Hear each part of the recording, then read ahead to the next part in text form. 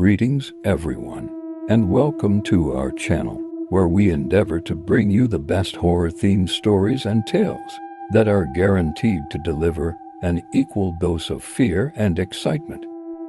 Settle down, lock your doors, and prepare for a taste of the Frightmare Vault. Woomera Flats, Ground Zero.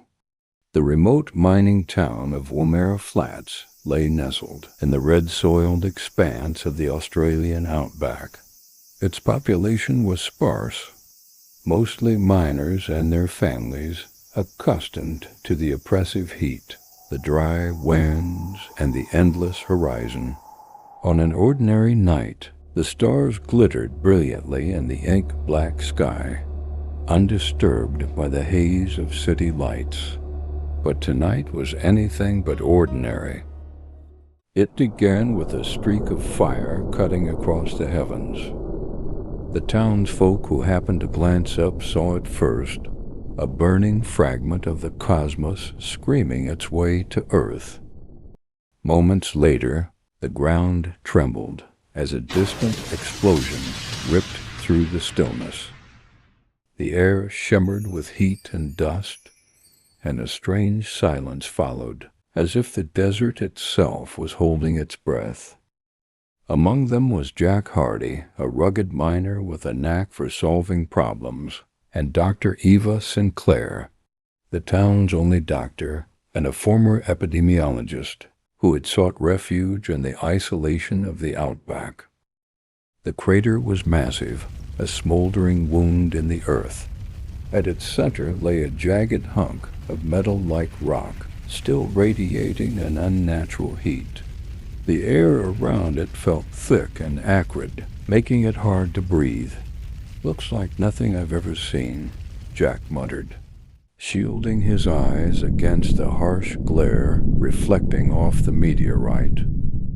Eva frowned, her scientific curiosity piqued but tinged with unease. "We shouldn't get too close," she warned. "We have no idea what it's emitting." Ignoring her advice, some of the younger men ventured closer, prodding at the rock with sticks. When one of them broke off a small shard, a faint green mist hissed out, curling into the air before dispersing. "What the hell is that?" one of them whispered. Within hours, those who had approached the meteor began to feel ill. At first, it seemed like a bad flu, fevers, chills, and nausea. But Evie noticed the symptoms progressed alarmingly fast. Their skin began to pale, and their eyes took on a glassy, vacant look. By the next day, the infected started acting erratically, aggressive, fast, and terrifyingly strong. The first death came that night. A man named Pete, one of the miners who had touched the rock, stumbled into the town square. Clutching his throat as if choking, he collapsed, convulsing violently.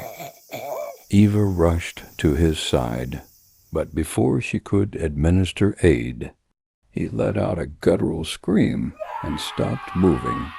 Moments later, his eyes snapped open, now glowing faintly green.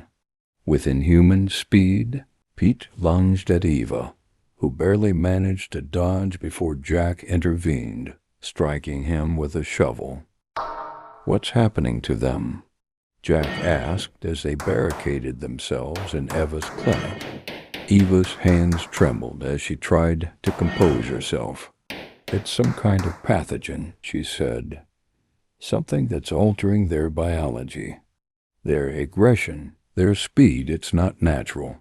By morning, Woomera Flats was a town under siege. The infected roamed the streets, their movements jerky but terrifyingly purposeful. They seemed drawn to uninfected humans, attacking with primal ferocity. Worse, every victim they claimed would rise minutes later, joining their ranks. The townsfolk who had survived the initial outbreak holed up in their homes or fled to the desert. But the infected were relentless hunters. Jack and Eva, along with a small group of survivors, made their way to the old mining tunnels on the edge of town. The tunnels were vast and complex, offering temporary refuge. Among the group were Sarah, a young school teacher, Neil, an aging prospector, and the Yarrow brothers, who were skilled with firearms. "We need to figure out how to stop this," Eva said as they secured the entrance. "If it spreads beyond Woomera Flats, it'll be catastrophic." The survivors spent the next few days evading the infected, who grew more coordinated with each passing hour. They began to exhibit a strange pack mentality, communicating through guttural clicks and hisses. The green glow in their eyes intensified, illuminating the darkness like eerie lanterns. "They're evolving," Eva realized. Her voice was barely above a whisper. "Whatever this pathogen is, it's not just killing them. It's turning them into something organized." The group devised a plan to reach the meteorite, believing it to be the source of the infection. If they could destroy it, perhaps the spread could be stopped.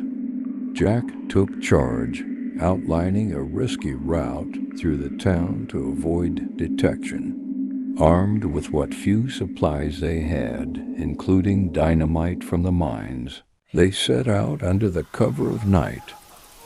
The journey was harrowing. The infected prowled the streets, their senses heightened. At one point, Neil tripped over debris, drawing the attention of a nearby group. The creatures moved with alarming speed, forcing the survivors into a desperate sprint. Neil didn't make it, his screams echoing in the night as the others pressed on, their resolve hardened by grief. When they finally reached the crater, the meteorite was pulsating faintly. The green mist seeped from cracks along its surface. Eva examined it cautiously. "It's alive," she said, horrified. "Not in the way we understand life, but it's emitting some kind of signal. It's controlling them."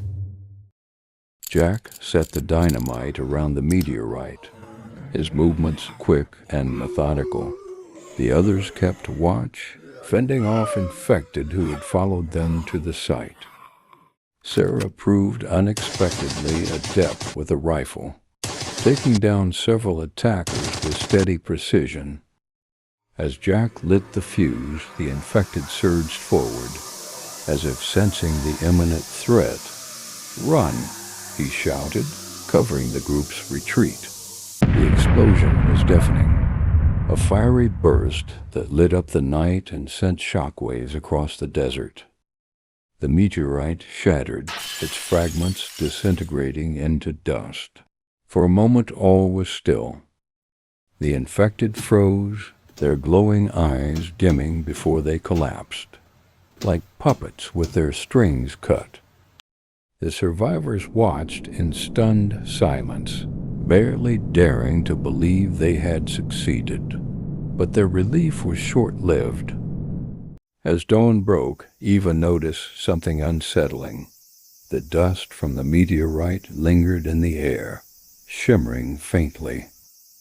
"We're not out of the woods yet," she said, her voice heavy with dread. The survivors returned to the ruins of Woomera Flats. Their numbers dwindled, but their determination unbroken. They began sealing off the town, burning infected bodies and setting up warning signs to keep others away. Jack and Eva worked tirelessly, recording everything they had learned in the hope that someone, someday, could use the information to prevent another outbreak. But as the days turned to weeks, strange occurrences began to surface. Birds and animals near the crater started exhibiting unusual behavior. Aggression, glowing eyes, and unnerving coordination. Eva realized the pathogen had adapted, jumping species. In the end, Woomera Flats was abandoned, a ghost town swallowed by the desert. Jack and Eva parted ways, each carrying the burden of what they had witnessed. But as Jack drove away, the green shimmer in the rearview mirror told him one thing. The nightmare was far from over.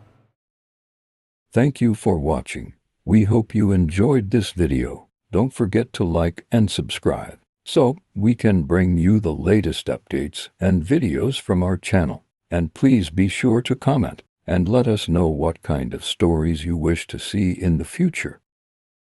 Stay haunted.